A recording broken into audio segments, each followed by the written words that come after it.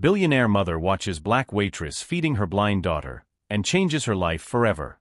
The contempt in the customer's eyes was as palpable as the smell of coffee in the elegant Café Lumière.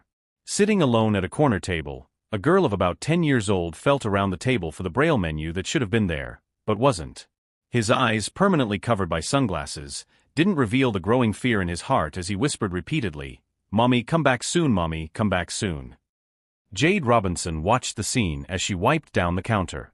The 26-year-old waitress knew this type of situation well, privileged people who simply forgot their dependents for too long. There was something different about this girl, though. Her straight posture and impeccable clothes contrasted with the subtle tremor in her hands. "Has anyone taken table 7 yet?"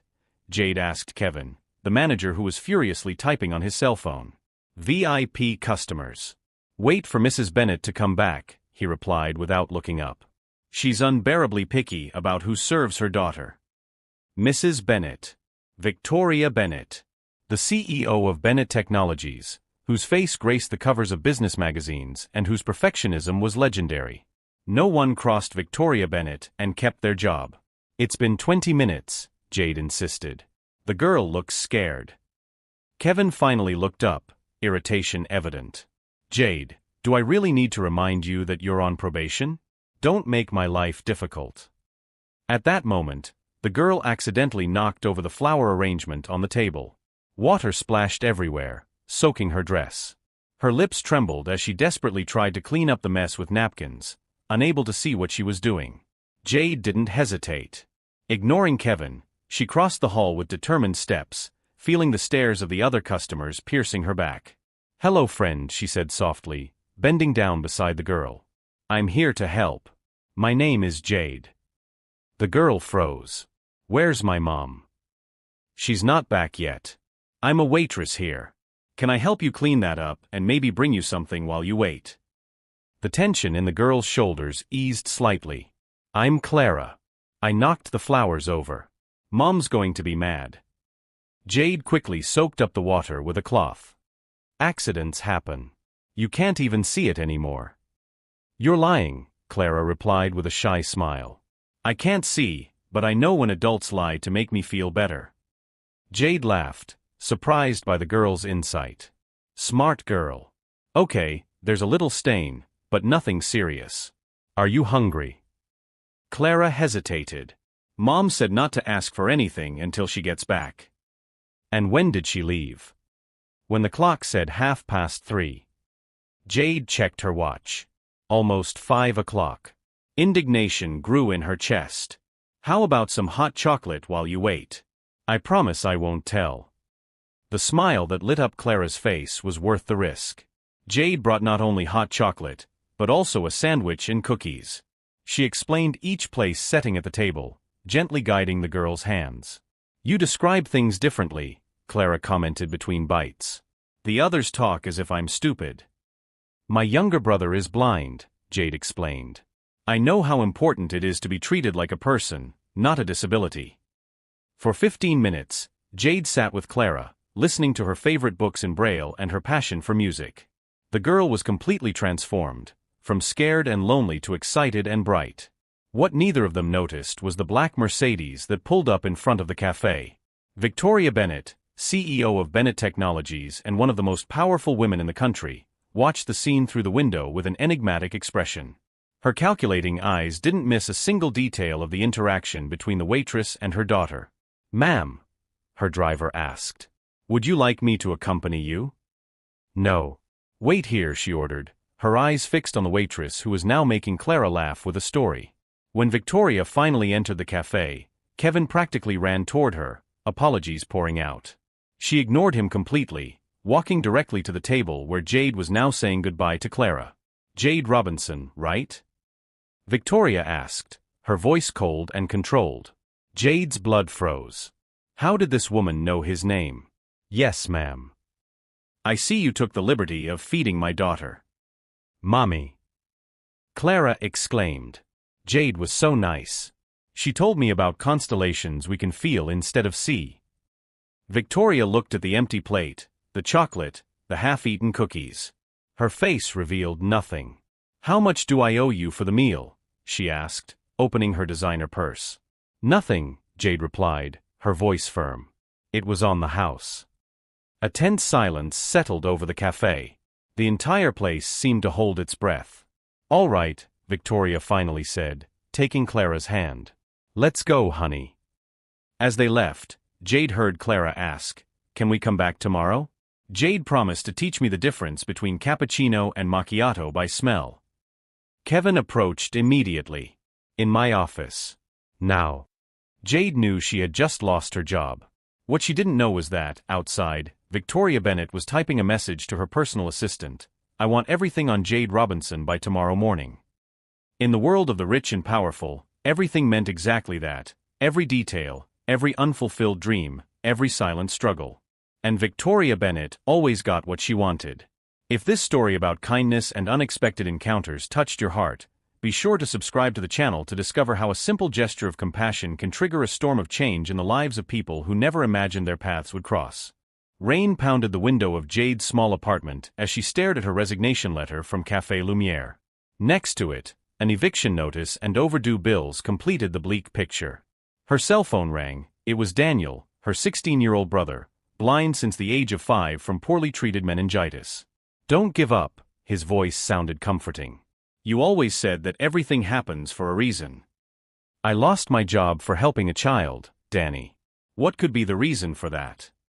The intercom interrupted her. A professional, cold voice announced, "Miss Robinson? I am Margaret Chun, legal assistant at Bennett Technologies.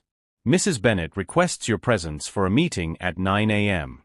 45 minutes later, Jade crossed the imposing lobby of Bennett Technologies in her best thrift store dress. The contrast between her and the executives in expensive suits was striking.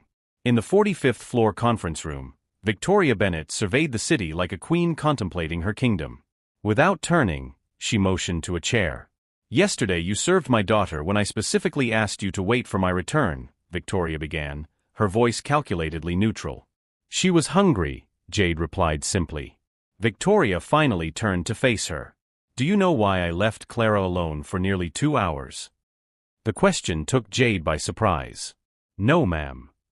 "To see who would notice her. A social experiment. 17 people passed that table, employees, customers, her manager. No one stopped. Except you." Jade felt indignation rise. "You tested people? Using your own daughter?" A slight smile crossed Victoria's face. Clara knew. "It's a game we play." Margaret placed a folder in front of Jade. Inside was a check for wrongful termination, with more zeros than Jade had ever seen. "I'm not for sale," Jade pushed the folder back. Victoria raised an eyebrow, genuinely surprised. "Everyone has a price." "Not me. And using your blind daughter as bait to test humanity is disgusting." A tense silence filled the room. Margaret looked like she was about to faint. No one spoke to Victoria Bennett like that. "Interesting," Victoria finally replied. "Clara asked about you. She doesn't do that. Not usually." For the first time, Jade glimpsed something beyond the cold mask, a genuinely intrigued mother. "I have a different proposal." Victoria slid another folder across the table. "Clara needs a companion. The salary is significant." The amount mentioned made Jade's heart race, 10 times what she earned at the cafe. "Why me?" she asked suspiciously. "My daughter has a perfect ear for insincerity. You're authentic." Victoria gestured, and Margaret presented another folder. "Your background is impressive. You dropped out of college to take care of your brother. 3 jobs to keep him in a specialized school." Jade felt a chill. "How did you get this information?" Victoria ignored the question. "I have resources. I know your brother is a prodigious pianist. Wellington Academy would be perfect for him. The most prestigious music school in the country, and absolutely out of reach for someone like Daniel." "That's emotional blackmail," Jade said, controlling her anger. "This is business," Victoria corrected. "I'm offering opportunities for both of you." On the way back, Jade received a phone call. Wellington Academy wanted to schedule an audition for Daniel. Victoria hadn't wasted any time.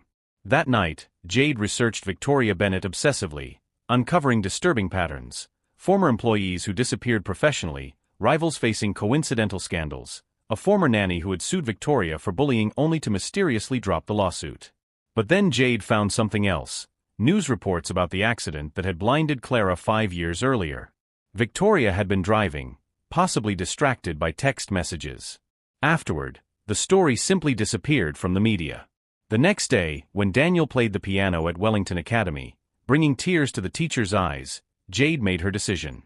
She would enter Victoria Bennett's world not only for her brother, but also for Clara, a brilliant girl trapped in a gilded cage, with a mother who used her as a pawn in power games. What Victoria didn't realize was that Jade wasn't just a desperate waitress. She was a woman who had spent years studying human behavior before abandoning psychology. Someone trained to see beyond the masks. As she signed the contract in Victoria's office with a polite smile, Jade was already formulating her own plan. Because if the powerful Victoria Bennett believed she could buy and control her, she was about to learn an important lesson: not everyone has a price, and underestimating ordinary people can be the biggest mistake someone with unlimited power can make. What Victoria couldn't imagine was that by opening the doors of her empire to Jade, she was allowing a true expert on people to cross her path. As the days passed, the carefully buried secrets of the Bennett family would begin to emerge from the shadows, and the balance of power between them would shift in ways the billionaire could never anticipate. 3 months had passed since Jade had entered the Bennetts' lives. The once intimidating mansion now felt almost familiar.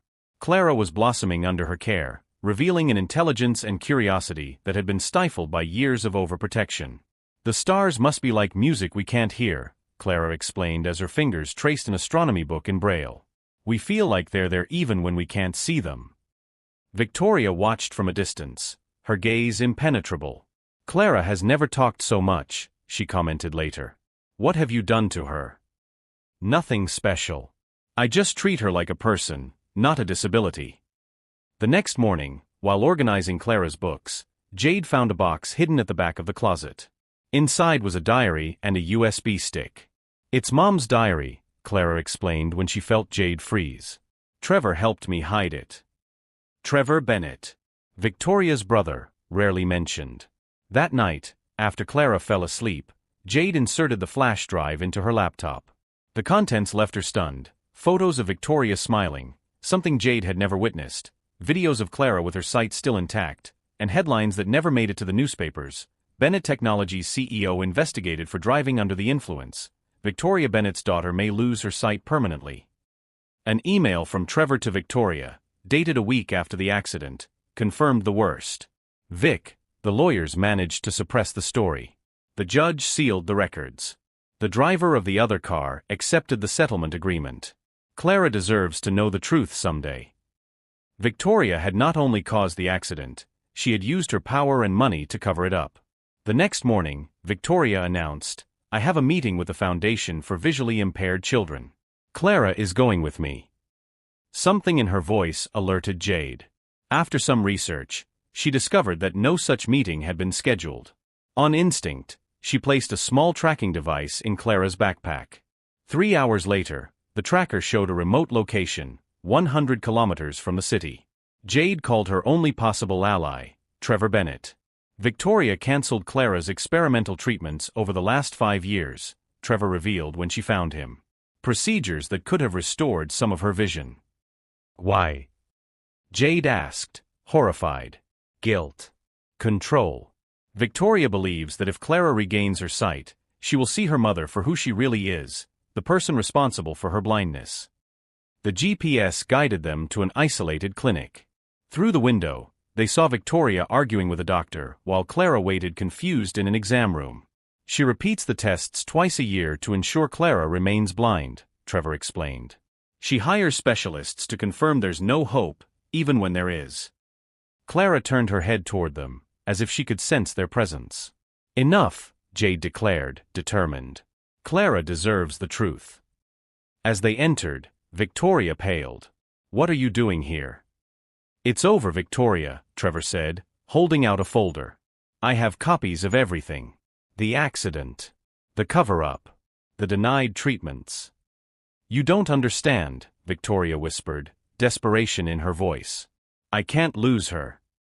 "She already knows," Jade interrupted, pointing to Clara, who was approaching silently. "I always knew, Mom," Clara said, her voice small but firm. "I heard you crying every night. What I never understood was why you didn't let me try to see again." Victoria fell to her knees. "Clara, Mom," Clara touched her mother's face, mapping her tears. "I wouldn't hate you for the truth. I hate you for the lies." It was as if a house of cards had collapsed. The powerful Victoria Bennett, reduced to a woman broken by guilt and fear. The doctor approached hesitantly. "Miss Clara, the new treatment has a 60% chance of partial recovery. Your mother has refused it for 5 consecutive years." Clara turned to Jade, seeking her hand. "What would you do?" "It doesn't matter what I would do," Jade replied, holding the girl's hand. "What matters is what you want." Victoria watched, transfigured by shock, as her daughter finally made a decision that should have been hers long ago. The empire built on control began to crumble, not from public exposure, but from the simple power of truth between mother and daughter. What made the moment even more extraordinary was how the roles had been reversed. Victoria Bennett, the woman who controlled fortunes and destinies with a simple phone call, now watched helplessly as a waitress she had tried to buy and a child she had tried to protect through lies completely redrew the future of the Bennett family. "I want to try the treatment," Clara finally declared, her voice stronger than ever. "And I want Jade to be with me throughout the process." Victoria's eyes, always calculating and cold, now overflowed with something no one in that room had ever seen before: genuine vulnerability. And as she silently nodded to her daughter's decision, something fundamental began to change in their relationship. What no one could have predicted at that moment was that the real miracle would not only be the possible recovery of Clara's sight, but the painful and necessary beginning of the healing of a family torn apart by secrets and guilt. And for Victoria Bennett, the hardest lesson was just beginning. Sometimes salvation comes from the very people we think we can manipulate. 6 months passed. Autumn covered the Bennett mansion garden with golden leaves while Clara, wearing special dark glasses, pointed excitedly at the nearest tree. "I can see the outline. It's brown and orange at the same time," she exclaimed, her voice overflowing with joy. The experimental treatment had been a partial success. Clara had not regained her sight completely, but she could now distinguish shadows, outlines, and on good days, some colors. For someone who had lived in darkness for 5 years, it was like rediscovering the world. Watching the scene from the porch, Victoria held a cup of tea with slightly trembling hands. Her corporate empire remained intact, but something fundamental had changed within her. The fall had not been public or financial, it had been personal. "It's still hard for her," Trevor commented, sitting down next to his sister. "Seeing Clara get better means confronting what she did." "And what I didn't do," Victoria added, her voice devoid of its usual coldness. 5 years lost to fear and guilt." Trevor smiled softly. "But not 7 or 10 or a lifetime. You finally stopped running." At Bennett Technologies, the changes were visible to everyone. The relentless CEO now left promptly at 5 to attend Clara's therapy sessions. The Bennett Foundation for Visually Impaired Children, once a mere public relations front, had become a real priority, funding innovative research and affordable treatments. Jade watched these transformations with cautious optimism. She continued to work as Clara's companion, but now she also coordinated the foundation's social programs. Her brother Daniel dazzled audiences at Wellington Academy, his talent finally finding the stage it deserved. "Did you know this would happen?" Victoria asked one afternoon as they watched Clara and Daniel play piano together. "That she could get better? That I could change?" Jade thought for a moment.